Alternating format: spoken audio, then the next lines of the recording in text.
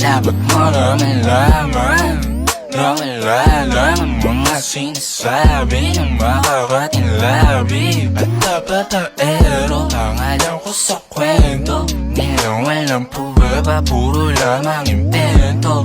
Oh babaero, babaero, babaero daw ako. Di naman totoo, yeah. Hindi naman totoo, di naman totoo. Bago ka maniwala dyan so walang alam, siguraduhin mo muna di yung puro bintang. Ka na lang sasamaan pa ng ugali sabay tapos sa aking kamay. Oo di ka palagay, pero di ibig sabihin na meron pa akong iba. Huwag kang makinig dyan, puro sila salita, puro bintang sila ng di ginawa.